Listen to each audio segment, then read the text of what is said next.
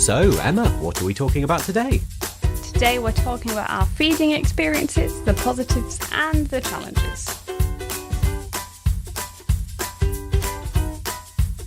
This episode is called Fed is Best.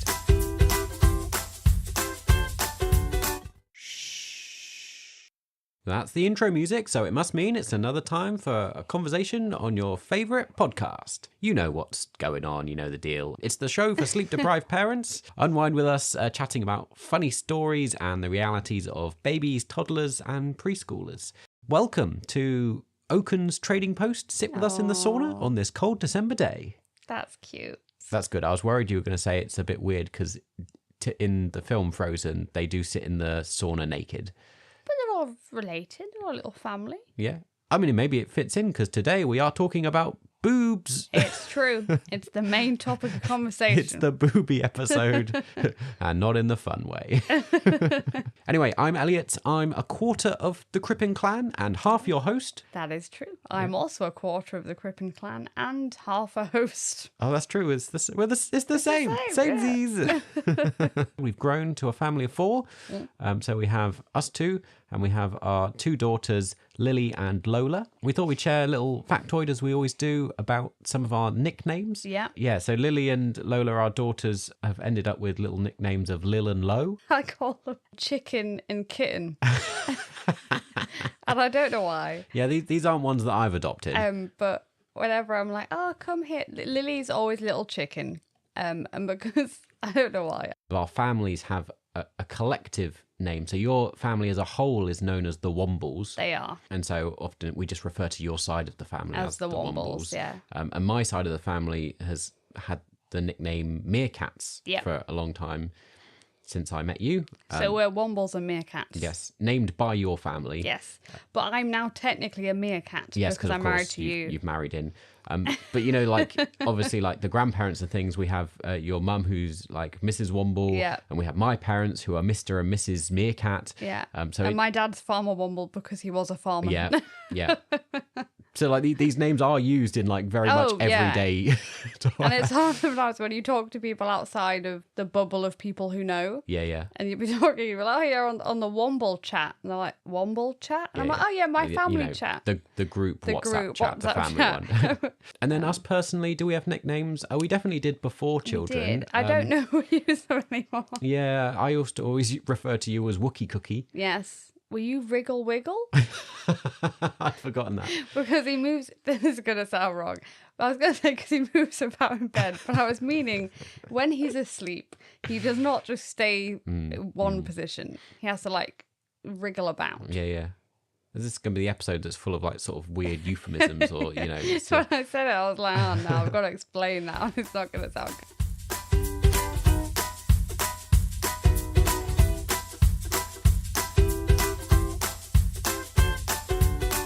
This is the 6 o'clock announcement that the parenting achievement has been unlocked. I really didn't know what was going to happen then. So our recurring segment where we dive into a funny story, a moment, a relatable thing, a parenting achievement that we've unlocked this week. There's various little things going on. So rather than a big story, I thought I'd just run through a host of little things, little fails. But he knows I'm bad at this because I'm bad at being concise. Yes, there are no tangents, Emma. It's not. This is concise. This is what we want. Shall I go first? Go on then. Tell your story. Right. This was like 3 days ago. See, I'm already adding to it. I don't need to tell you when it was. Just dive straight in. They don't need to know that. So I was slowly waking up, kind of groggy. I feel like some pressure on my head. I feel a sticker stuck to my forehead. So I pick it up and take it off and I open my eyes. And there's Lily sat staring at me. I just looked at her and she was like, I'm keeping the sticker safe for Baba. And I was like, oh, great. I'm like a sticker guardian, apparently, where you stick stuff on my head to keep for Baba. And then I could hear Lola whining in her Moses basket. So I was like, oh, I'll go and look at her. By her foot, just tucked under it, was a bottle of fruit shoot. And when I looked at Lily, why is this in here? What's it doing? Thought she might be hungry. I think she was like, she heard the baby crying and she was like, she must be thirsty. I'll give her my drink. But thankfully, she hadn't tried to feed her. Yeah, she just popped it in the just left it in basket. her I'll basket. pop it in there and see if she'll get it. Because that will help. In last time's episode, we talked about how Lily was coming in our bed. And from that story, you can probably tell that Lily is still sleeping in our bed. We've been very unsuccessful at getting her back in her own bed. We've been successful that she starts off now in her own bed. And lasts about an hour, 2 hours Yeah. tops. I've not even gone to sleep yet by the time she comes into our room. I think, was it yesterday we had a terrible night going on trying to get her back because she wouldn't take her shoes off to get in our bed. Yeah. So we were up a lot of the night because she was having a meltdown. And I think yesterday I only got like 3 hours sleep.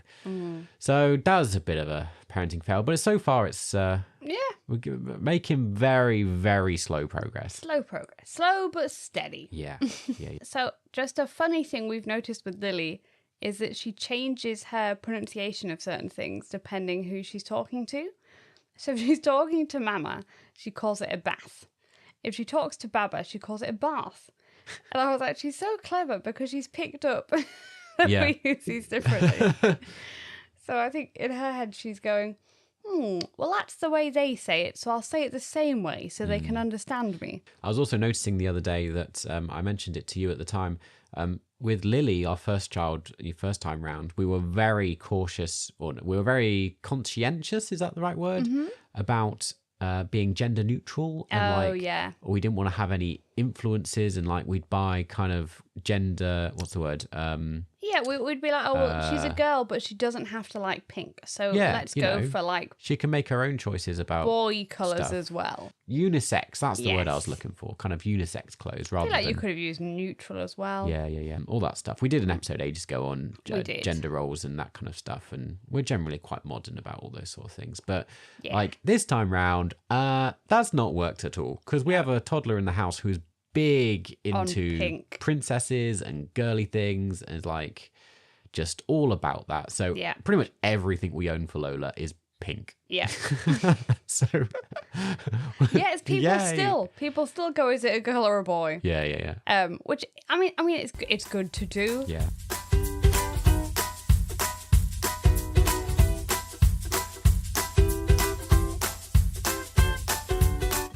Okay, well, keep burping that baby and hope they don't throw up on your shoulder. And let's jump into some conversation today all about boobs. Well, actually, not exclusively. Just about We're talking about all the different things because now, second time round, we've basically covered everything. We have some experience of doing every different type of thing. Yeah. So we're actually in a fairly good position to talk about it. It's true. There we go. I'm going to try and let you lead the conversation, Emma, because I feel like this is a kind of woman-focused, topic. Yeah. And I don't want to speak for you. And, I am involved, of course, with a lot of it, and I will make my voice known as I do. But I just want to kind of clarify up front because with Emma in charge, who knows where the conversation will go. We might not even be about our breathing journey by the end of it. So I'll be like, this is why I tend to steer the conversation rather heavy-handedly because otherwise things do get off track. Yes, it's true. But I will see we'll see what happens. So do you have any thoughts about where we dive in? I'm going to go from the start to the very beginning. As Julie Andrews says. What's that? Mary Poppins? Yeah. Cool. Not Mary Poppins. No? It's from The Sound of Music. Oh, so I'm not great with my old references. No. But anyway. I'm a modern Disney boy. I'm sorry. I'm sorry. Anyway. I do enjoy Sound of Music. Yeah, it's very good. Yeah. We're getting off topic right, anyway, already, sorry. and that wasn't even my fault. Maybe this is my role this time. I'm going to be the tangenter. So we start from when we first had Lily. So that was our firstborn. I'm already annoyed about this in hindsight. Yeah. First time round, I think I was just given really old-fashioned and poor advice. Yeah. So I'd had an emergency C-section. If people have listened to the previous birth story, they can hear horrendous. Yeah. 30 hours, not good. Had huge rash all over my body, not pleasant. So I was already feeling not great after having no sleep in 30 hours. And they immediately kind of get your boob out, put her on. And Lily was having none of it because she was starving. She'd been in labour for 30 hours. I'd been in labour 30 hours. It just wasn't, I hadn't got really any milk in. Yeah. And she just was headbutting me and screaming and crying. And it was a little while, I was holding her for a while before you got out of surgery. because they had to remove my cyst as well. Yeah, so we couldn't even get her on your boobs straight away. Which is like the golden hour or 2 hour window you should try to. And we didn't know what we were doing. No. Basically said to them, I'd like some formula. And they were really like not keen on trying to give me formula. It was like trying to ask, I don't know, for gold dust. They were like, no, because you said you wanted to breastfeed. And I was like, I know I said that. This is impossible. I can't do this. And they basically told me the live, but if you use any formula, you can never breastfeed ever. Yeah. That's it. Gone. And even if some of them, weren't as explicit as that, that was often the communicated in the tone and the body language and the, like you say, maybe gold dust isn't quite right, but like it's like asking for poison. They look at you like, you want to poison your baby? You want to do that? You're crazy. And then I was like, well, can I get a breast pump? And they're like, no, they want to give me a breast pump. I was like, well, how am I, she's not drinking from me. How am I going to do this? So in the end, I did get a breast pump for a bit and like made a minute amount of milk. But it's not surprising, is it? Because you were induced. Yeah. She clearly wasn't ready to come out. Yeah. So your body wasn't ready to produce milk. I think it's not an uncommon experience to have difficulty with milk supply. And there's ways to up your supply and everything. But one of those ways is pumping milk, which they really didn't want me to do. Ah, dear. So in hindsight, I was annoyed at that. I don't know if like they were all a bit more old-fashioned or they all had been told this thing of, you can only breastfeed and there is no other options. Again, I think it is a recurring issue with some of the narrative around a lot of this that's slowly getting better. But I think it is recognised that over the past however many years, some of the massive drive for breastfeeding has actually been having a negative impact and having the opposite effect to what they want. Yeah, I think if anything, it was really putting me off breastfeeding because I was like, this is so much pressure. And I don't feel like me and Lily aren't doing well at it. Yeah. And she's just screaming all the time. And I was like, I can't live like this. Yeah, yeah. This is another annoyance, though. So I brought nipple shields with me that time round. And the nurse was like, no, you can't use nipple shield. It causes nipple confusion. And basically told me off for why I'd ever bring nipple shields and try and use them. So I was it's frustrating, isn't it? I mean... Because in hindsight, you'll hear later, but I've relied on them so heavily this time around, and it's been so much more successful a breastfeeding journey. Yeah. It's like night and day. So I was and you annoyed were like, as a vulnerable first-time mum who doesn't know what's going. I was told basically like, oh yeah, well I would use them. So I was like, oh god, okay, yeah, fine, I won't use them. Yeah. It takes quite a lot, advice. Doesn't it, to kind of stand up to medical professionals and say, actually, I think you're wrong. Like, I think especially, I didn't know they would work. I think had I had the experience of using them before, I'd go, oh no, you're full of rubbish. And again, I don't know how personal you want to go with this, but like, you got very flat nipples. I do have flat nipples. I don't want to comment, but one of my sisters, it was put in her notes when she was trying to breastfeed that was a problem. We did kind of take things into our own hand once we got home. We did. We got home and then they started pumping. Yeah. So we were feeding her some of that. One of the midwives came round and weighed her and we're like, oh, she's lost a lot of weight. Like, to the point where she'll be back in hospital. And at that point, I was like, right, screw this. Yeah. We're doing formula feeding. Yeah. And I'll keep just pumping milk. And I remember it was funny, the first few days of that, I mean, it worked. Obviously, she was then drinking and she put on weight and the formula was going really well. And she was much calmer. We were then really nervous to tell the midwives that we were doing formula. So I think the first few days we lied to them. And said, oh no, we're not doing formula. No. Or we were like, oh, we're doing, a bit of formula, but we're also breastfeeding. Yeah, and then I remember, luckily, one of the midwives that came was my community midwife. Yeah. And I liked her and I knew her. So then I was like, look, we're formula feeding. Yeah. And I'm like pumping milk and we're giving her that too. Yeah. And she was really nice. Oh, and I forgot to say, we had the added complication of this rash. I then was put on some steroid cream, which meant I wasn't allowed to breastfeed anyway. Of course, yeah, you weren't allowed to breastfeed. So that, Yeah. There's all sorts of things like that, isn't there, where, medication and things mean that you wouldn't be able to use your milk. And yeah, it's just exactly. And then it feels annoying then again, the added pressure that's put on women to kind of always be like, all women should breastfeed. Breastfeeding is best. And sure. You know, breast milk is best. good. Yeah. And it's particularly that early, what's the early stuff called? Was it just called your first milk or something? No, it's called something. Is it begin with colostrum? Colostrum. There you go. Got it. So Yeah, like we're that's not the really we're not important one, disputing the science of No, it, you know, no. clearly, but like there's all sorts of reasons why it might not always be possible, and I feel like I don't have this, but I know like seeing Yeah. you go through it, that it puts a It lot of puts a mental lot of- strain on you. Yeah, and a lot of pressure on you to be like, oh, well, you can't do that. Yeah. So you've failed because you can't do it. Yeah.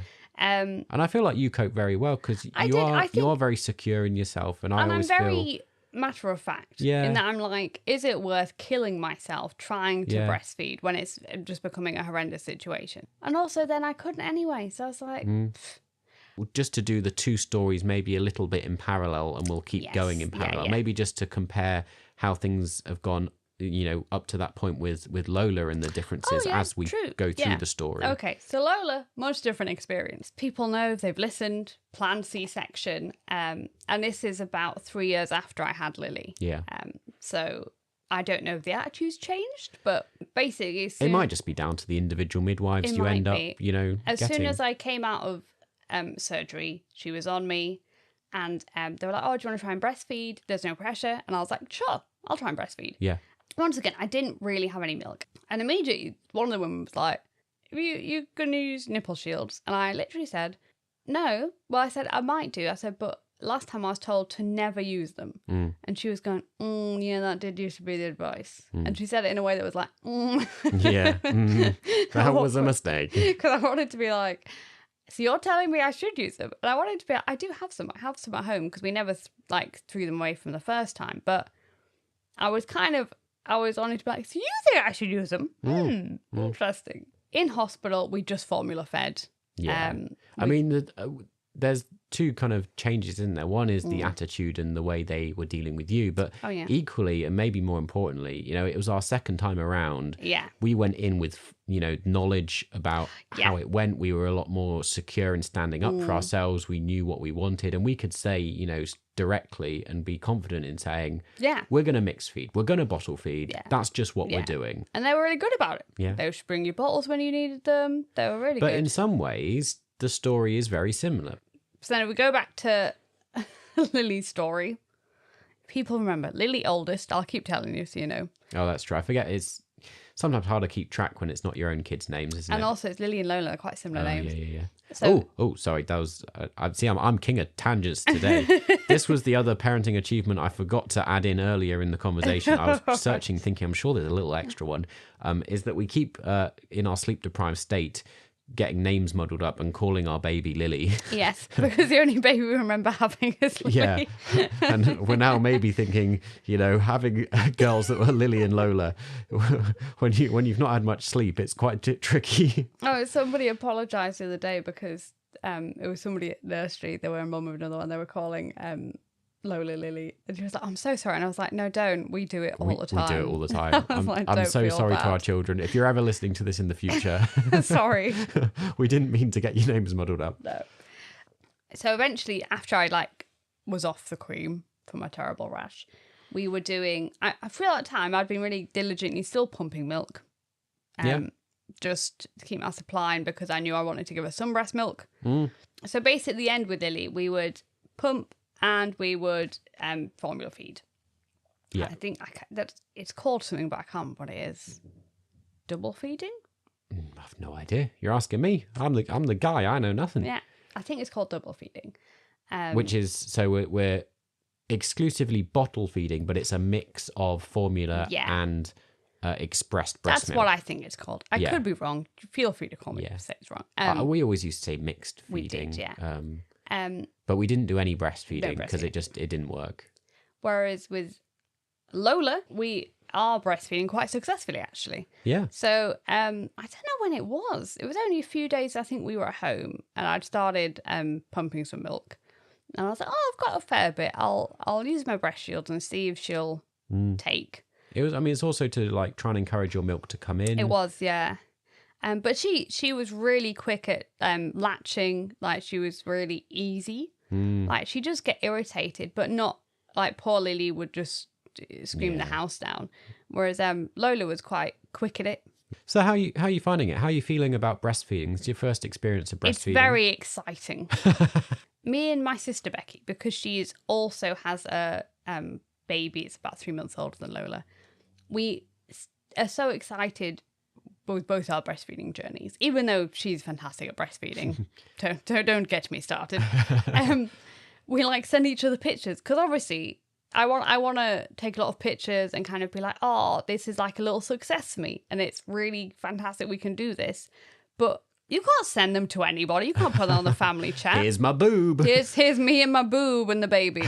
So we just send them to each other. Yeah. And I'm like, that's kind of nice because it's like the other person, Yeah. I mean, you have a big family. You're, as people should hopefully know, you're an identical quadruplet. Yeah. You're always chatting away to your sisters We on, video chat. And often it's so funny, like, I'll hear you or Becky or, whatever. Like, so often it's just like you hear a little voice going like, are any men folk there? Because I'm getting my boob we literally out. use the phrase, are any men folk around?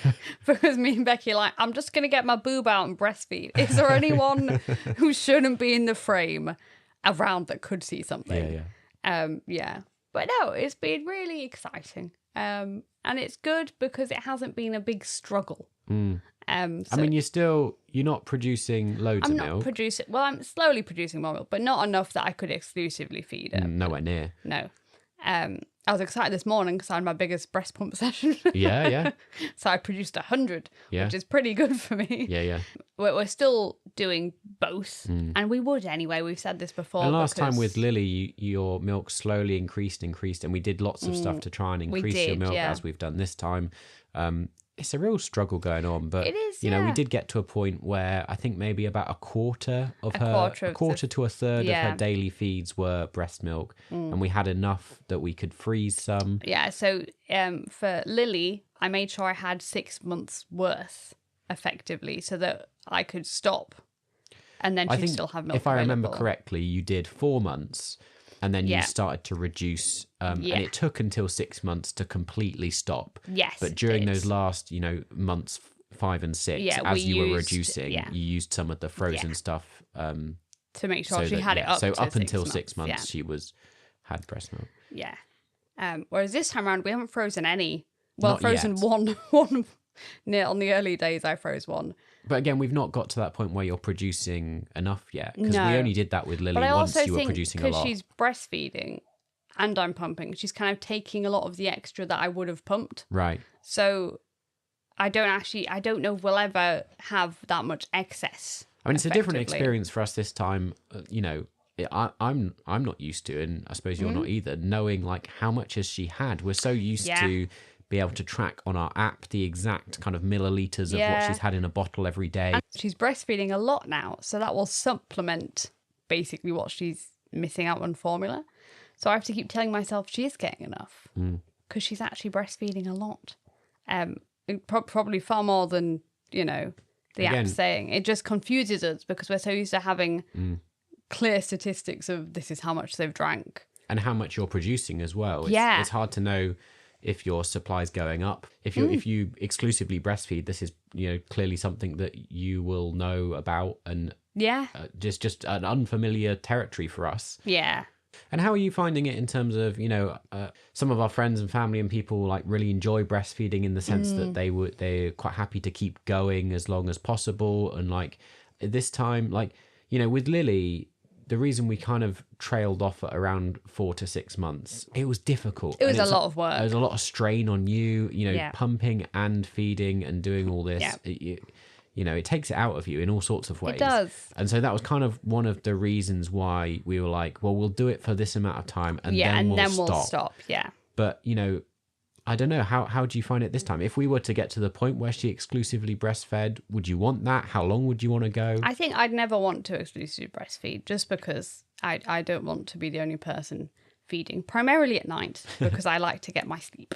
In the daytime, I think if she was like a consistently good feeder and I produce enough milk, I wouldn't mind doing that most of the day. Yeah. It's just very valuable to us that she can take a bottle when needed. Yeah. Do you think we'll do 4 to 6 months again, or? I don't know, to be honest. I think I'm going back to work at 7 months. So at that point, I'll be wanting to, I might say this and it might end up being for ages, but it'd be easiest to stop at that point. My main reason for stopping last time is I really hated pumping milk. And this time around, I don't have to do it that often. So it's not really a... It's when a lot of the midwives were like, oh, it's hard doing all three. And I want it to be like, but it is easier somewhat in that I have to pump milk less, which makes it easier for me to do.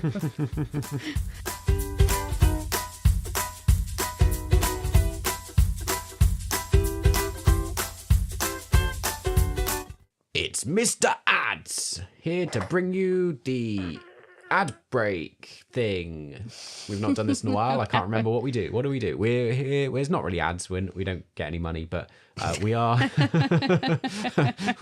This is a hobby amateur podcast, but we do like to tell you a bit about why we do it and kind of where our support comes from. And just that sort of stuff, and just an encouragement to say, please do support us in the various ways. Click some buttons for us, share the podcast, leave us a review. We haven't mentioned as well, this episode is a little different in, previous episodes up until now, you may be familiar. On YouTube, we offer a craft we do alongside the podcast, and each episode we do a different craft. In the early days, we used to chat about what craft we were doing. We did. That kind of went downhill fast because we were disorganized. And never knew what craft would show up on screen. It was kind of an excuse also for us to get some stuff, some Disney related content in there and other things, Harry Potter, Star Wars, other things that we enjoy doing, and a bit of a relaxing time. It fits with the theme of our unwinding, relaxing podcast. At the moment, with 2 kids and a newborn baby in the house, crafting is a little bit challenging. So this is the first episode where we're not going to have a visual craft thing on YouTube. So we're just pausing the craft element for a little bit. Yeah, till we get back into the swing of things. Yeah. So let us know how you find that, whether the craft element matters to you. If you're over on YouTube, do leave a comment, subscribe, hit the little bell. And if you'd like to engage with us, we always like to hear back from you. Do get in touch via social media in the various places. Mostly they're all at don'twakethebaby_podcast on Instagram and TikTok. All this stuff's in the description down below. You know how it works. You know how podcasts work. That's the stuff. If you're interested, then do it. If not, just listen along. We're quite happy for you to... You know us more than we know you, but that's absolutely fine. And then, of course, the reason we do it is... partially through kind of my work and things, we get some support to be able to, do this in my job through the Methodist Church, particularly in Yorkshire North and East Methodist District. And we are associated with the Kairos movement, which is a small community of people that are doing things differently, people that are frustrated with church, people that see faith differently and maybe have a different understanding of God and, the spiritual that aren't religious. If you're not a big fan of tradition, if you find church a bit kind of, irrelevant or boring or outdated, I do a lot of stuff with the Kairos movement to try and remedy a lot of that and share some radical thoughts on faith. I do a semi-regular Disney Church video thing where I chat about faith and spirituality in Disney films. There's all sorts of fun stuff like that. If you're interested in anything about what we do outside of the podcast, the wider work that's around faith, church-based stuff, and want to come and get to know us and chat about that in those contexts, then you go check that out, all on our webpage, www.kairosmovement.org.uk/Don't Wake the Baby. I like that amused me because it did make her stir. Oh, yeah, sorry. I woke the baby saying don't wake the baby.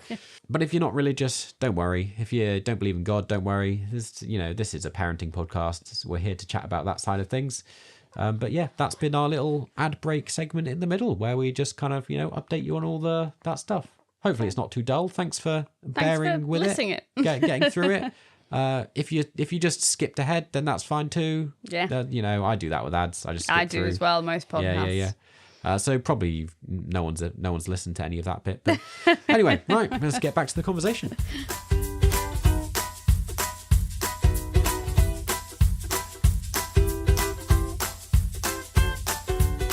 So it's me jumping in again to try and steer some of this conversation. Good. I didn't know where to go from here. Yeah, I would like to talk a little bit about how our children kind of are doing, coping with it, and how do they feed. Like, to me, there's all sorts of stories and experience and context and struggles to chat about in Yeah. how as babies they've responded to the different types of feeding and just, yeah. Even now, I think it's interesting to see Lily's view of breastfeeding. Oh, yeah. What do you mean? Like, so it was really interesting. When she first had her babies, she would breastfeed them because she'd seen our friends breastfeed. Wait. Slow down. You're saying when Lily was a bit younger, maybe 2 or 3. Oh, I see. So you're saying when she had her baby dolls. Yes. So your sentence there, when she had her babies, confused me a second, and I was like, my Yes. dyslexic brain was trying to catch up. I'll start again. Right. Okay. So with her baby dolls. Yes, she often used to pretend to breastfeed them because a lot of our friends breastfed. And I remember having a discussion saying, "Oh, it's so funny that she's never been breastfed, but she understands what it is." And some of the mums were like, yeah, it's interesting. Their little girls would like bottle feed, even though they'd been breastfed. So it's interesting, wow. like, depending what you're around, you they understand that's how you feed a child. Funny now as well, because now, like, I'm actively breastfeeding. Lily's always going, oh, Lola needs a boob. Boob time. Also, she was really sweet. She, like, is obsessed with my breast shields and playing with them. Yeah. Which may be why we've lost one set. Yeah. And can't find where they are. She's hidden them somewhere. Yeah. But it was really cute because she had her doll one day and was trying to put her, like, the breast shield on her boob, you know, Yeah. and breastfeed. That's sweet. And I was like, that's so cute that she's like, this is what you do. Oh.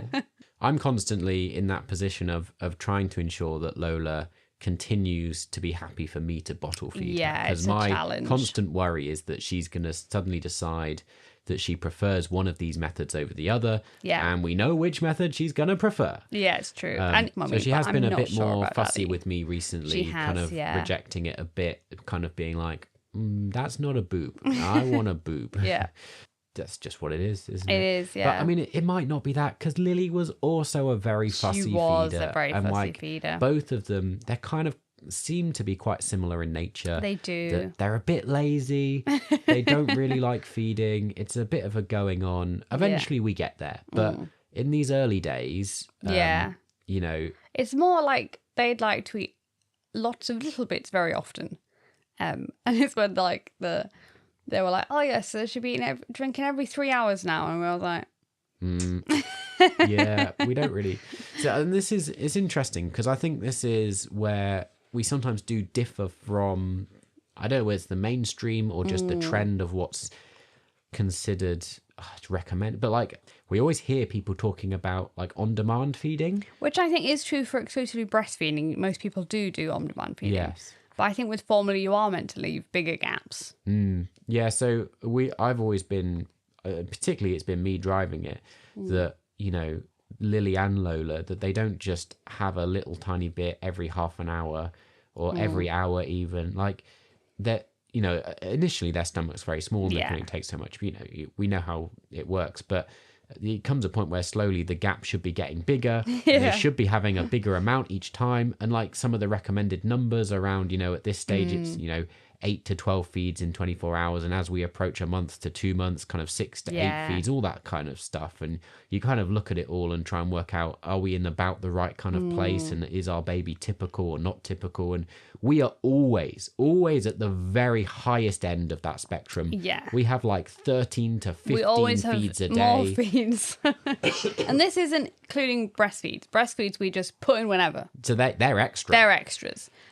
This is just formula feeding. Like our average is like we struggle to get above an hour and a half between feeds. Yeah. We've done better recently. Recently, we're getting there. Yeah. But We're getting there. It's tough because I was talking to you the other day. We were talking about this vicious cycle of I'm not sure, like, because we need her to consume more milk in a single feed so that she will be able to go 3 hours until the next feed. To then have another big amount. But I don't know whether which comes first, the big gap or the big feed, because if she's only fed an hour, 2 hours before, she's not going to have a big feed. No. But if she doesn't have a big feed, she's not going to go so you know, fun and games. Yeah. These are the conversations we have all day, every day. Then we go, well, should we try and push her so she doesn't feed yet? Or that feels mean. The big thing that always works is a distraction. Yes. So like take them out somewhere, take them for a pram ride, something or other. Go to a cafe. Yeah, so, you know, she ends up being asleep or something, and then you suddenly noticed, oh, it's been 3 hours since the last feed. Oh, now she's done a really big feed. Yeah. Great. So yeah, it must be genetics. I don't know. Yeah. Like both our kids were fussy feeders. I was as lazy. a baby, but We can blame you. But I was very premature, so that's what I blame that on. Oh, there we are. It's always the story that your dad used to take you outside in the cold, try and wake you up, take me up to feed me, have more milk. Because Mum would say I just wanted to die, so I would just sit and not drink and just be happy, just to sleep. Yeah. So yeah. I mean, I'm never worried that our children are going to die, but no. We do have a very similar thing where they often will just want to sleep. And you're like, please, just drink a bit more. Yeah, please. I'm trying to head towards a routine. I'm very routine focused. He's very routine focused. I like to establish it from fairly early on once they're able to, and that's where I'm trying to get to. And I'm just trying to work us towards that. I know it's fine for breastfeeding. My boobs are always with me. Yeah. Doesn't matter when she's going to do that. But when you're formula feeding as well, you're like, well, should we take a bit of this water with us and this with us so we can make a formula feed when we're out? Like, you've got to think it through a lot more. And I think this is why my perspective is slightly different, because I'm not a woman. I don't have, milk on me all the time, but true. not just milk. It's about comfort as well. And true. so I know if I'm up at night, I have limited options available to me. Limited options. It's an uphill battle against nature in the way that the baby is hardwired, but it's just the reality of, we are a joint partnership as parents, and we try to split everything. And part of that is so that it doesn't all fall on you, so that you don't have to do everything. So that I'm not on nights all night. As much as, I don't know, definitely Lola would prefer you to do everything. Oh, yeah, she would, yeah. We could have a long debate about what's best. Yeah. But that's not really the issue. What we're saying and we already have a toddler who would prefer me to do everything. Well, exactly. We're just saying the reality is you can't do everything. No. I need to do it. And so it's about trying to make that possible. Yeah, and make it easier so she's not going to be a nightmare. Yeah. I've no idea if any of this is contentious or controversial or not. I don't know. I don't know. I was always worried doing the breastfeeding episode because I feel like it's one of those ones that people often have strong opinions about. I don't know if that's true or not. I think people do have strong opinions, but I think it's I was going to say even keeled. Is that such a phrase? Sure. It's a very nice little fancy phrase. Oh, thank you. In that I think most women who've gone through breastfeeding or struggle breastfeeding, they understand the struggles people have. Uh-huh. I know people don't like routine-based things, but I also think it's true that most people understand you have to live your life. Yeah. We've called this episode Fed is Best. Hopefully that sets the tone of you do whatever works for you, because we're not here to tell you what to do. We're just sharing what we're up to and kind of how we approach it. Yeah. And some tips. Definitely recommend nipple shields. They are the best thing. I mean, tips if you're struggling, that is. Yeah. If you're fine. You're fine. Don't take tips from me. You'll know more. Yeah. We're not the people to tell. But if you're struggling, and I'm not promoting them, but I use MAM for everything because I think it stops getting, when they talk about nipple confusion, I'm like, well, I use MAM nipple shields and I use MAM bottles. Yeah. So therefore, it's kind of very similar. It's not going to be as much of a difference. Yeah. We've not talked about that, have we? We're very much a MAM household. We're a MAM household. I know other people's a Tommy Tippy household. Yeah. Maybe that's going to be the contentious thing. There's the word I always say wrong. I always used to think it was Tommy Teepee. I did. And then it was, I think, Laura, who was like, it's not a teepee. And I was like, oh. And she's like, it's because it tips. And I was like, oh. I'm sorry, it's stuck. It's now for me forever. It is Tommy Teepee. Yes. That's it.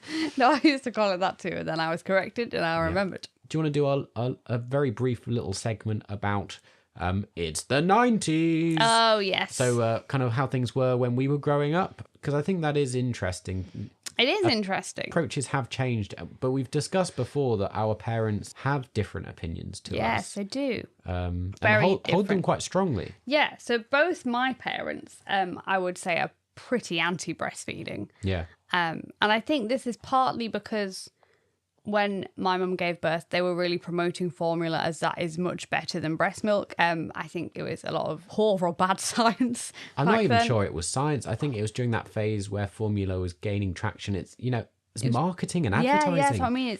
It was like poor science in that it was kind of... It was the formula brands themselves that are kind of trying to tell people this is better. Yeah. So Mum was like, when she was in hospital, they'd just come around the wards handing out milk. Wow. Like, it wasn't that they didn't recommend you breastfed, but it definitely wasn't the primary way they were encouraging people to feed. And I think both my parents always think of the toll on me or my sisters.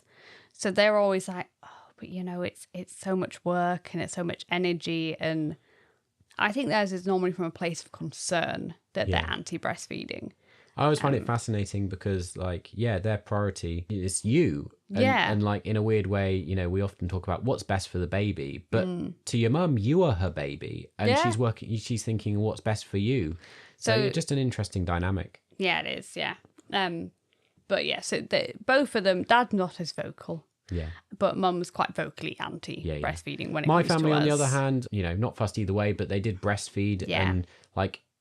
They don't give their opinions, but almost more like just the whole bottle feeding thing, I think, is a bit of a novelty to them. Just a kind of an unknown, bizarre thing. Like, don't really understand how any of it works. Because again, my mum just did everything. I think she just carried me around. I'd just feed on demand, and that was that. And I think that was something she really liked doing. I think probably more struggles to understand why you don't.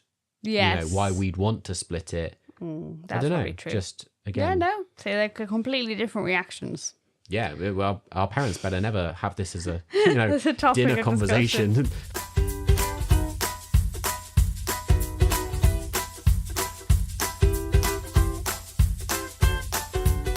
We've not got there yet, so maybe this is why we've not talked about it a little bit. But, you know, once we start going out and about a lot more... There's that whole area to navigate, you know, first time round, I suppose, you know, there were so many times when you had to pump milk when we were out and about and that presented challenges. This is when I prefer breastfeeding because I think it's more socially acceptable than taking a breast pump round with you in public, which I know sounds crazy, but I'm like, at least people go, oh, she's feeding her child, other than going, she's a machine she seems to be using to pump loads of milk. And I know people will say you can get those ones like that go under your bra. They do okay. They're not as good. I don't think they're as good as a proper one. We've tried them and you don't find them as good. No. I mean, again, maybe because you're not a great production of milk. You need the big guns. I need the big guns. The big, powerful pump. Whereas because this time around, I only have to do...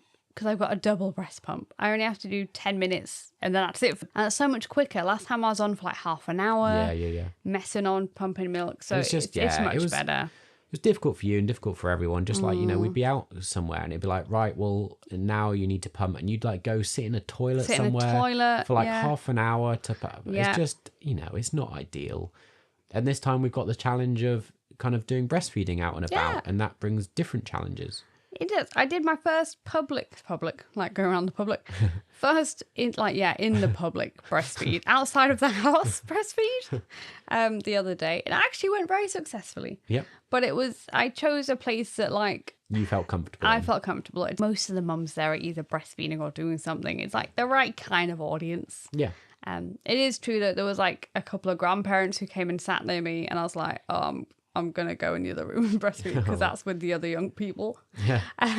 Not in a mean way, but I feel like the older generation probably are going to be more awkward around a woman breastfeeding than younger people. And they were nice people. I just, I didn't want to make them feel awkward, which, once again, I know people are going to go, don't give a damn if it makes other people awkward.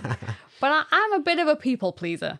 It's not something that I will ever experience, but I'm sure it must be, self-conscious to be doing it. Maybe some people don't find it a problem. I don't find it that... We've had this discussion before, though, in that I'm quite... not I'll get naked for anyone. But Excuse me. I'm not particularly embarrassed by such things like that. Yeah. I don't know if this is because I don't know if it's because after my first surgery I was like, well, basically the whole hospital see me naked. Personally, I think it's because you come from a big family of women. Yes, that's and, true. I think it's been a very healthy culture for you all to grow up around a lot of women and to be comfortable. Being like the female body's normal. Yeah. No, yeah, get used to it. Yeah. As an only child with, in a family that's extremely prudish, it's just, it's Yeah, like- you've got the opposite. yeah. I would say my family, we're pretty, as you could tell from our thing, we're more conscious other people are uncomfortable rather than us being uncomfortable. True. Yeah. If you have tips for us, let us know. Yeah. Like, we're kind of new to this as well. I mean, We we've done all three, so we have a broad experience, but we don't have a deep experience. No. So if you've been through it, if you have more kids, if you had a successful time breastfeeding or pumping or bottle feeding, what are your top tips? Yes, I always feel like a novice breastfeeder. Yeah. Like, I always want to be like, I'm very new to the game of breastfeeding. I don't fully know what I'm doing, but it has amused me no end on TikTok and things where it was like the breastfeeding consultant being like, oh, and never bend over. Lean backwards, positioning. Yeah. put the baby towards you. And everyone online, we're all sat like hunchbacks breastfeeding our children. And I was like, well, I'm glad it's not just me who's clearly doing the wrong position. I think this is what's so challenging with all of it, really. It's trying to read between the lines of, what the expert What's advice normal, is and what you should do. I even find this with bottle feeding, and doing that. It's like all the kind of rules and, the stuff around sterilizing and warming up the bottles and using, sterilized water and all that type of stuff. It's like trying to work out the whole process and how to do it all. We've got all these, little kits of fancy electrical things that do various different things for us that we didn't use last time and we've not used this time. We've not bothered with any of the extra kits. We kind of just manually make all the stuff. Last time round, we didn't follow a lot of the advice because it was a heat wave. Lily didn't want hot milk. She didn't want warm milk. She was quite happy with cold milk. Whereas it is different this time. Lola would quite like warmish milk because she's used to body temperature milk from your body. Yeah. So once again, that's the difference that we've kind of had to deal with. But yeah, it's all a learning curve, really. Yeah. But yeah, do let us know if you've got top tips for any of it, of how you do it. What's your process for breastfeeding, or are you also pumping or expressing milk, and how are you managing that? Or, with bottle feeding and formula, what's your top tips for, how do you quickly make a bottle in the middle of the night? How do you get through it? I always find somehow we run out of bottles. And you're like, why is nothing sterilized? And then we lose all the lids. Oh, yeah. Yeah. I was going to say there's one here, but that's the one we brought up here with us. Yeah. So if you have top tips for how to navigate any of that, how do we stop losing the lid? We had to buy new lids because we kept all the bottles from last time. If people understand what we mean, not like the teat, like the lids that you put over it. Yeah. So we bought all new ones. We've lost some of them already. Yeah. We're hopeful that they're in the house. I was trying to think, have I had anything else to say, but I don't think so. No. I mean, I'll probably listen back and go, oh, why didn't I mention all this stuff? But yeah. Well, that always happens with the podcast. Always happens. Hey, this is Editing Elliot, just popping back in here to say, yep, there's loads more to talk about that we didn't get to mention. Since recording this episode, our baby Lola has caught Lily's illness and is coughing, so sicks up a load of milk. So we're having a fun and games with feeding that we didn't get to chat about in this episode. There's all sorts of other stuff we didn't really get to talk about. Bottle feeding, taking formula out when it's hot or when it's cold. Formula brands, we've actually switched to an anti-reflux heavier one now that's really helped actually with the sickness. So yeah, I think we're going to return to this conversation at some point. We focus quite heavily on our current experience with breastfeeding here, but there's lots of other different nuances to explore. Treat this as part one of the conversation.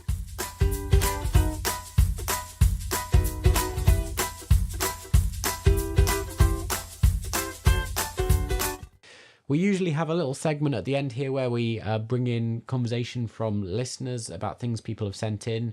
We're very disorganized at the moment because we've got a newborn and we're not doing great at sourcing stuff and talking to people. So I'm sorry, we've not really got any. In the absence of other stories from listeners, I thought we could use this little segment at the end just to give a very quick little updates on various things we said that we would keep track of.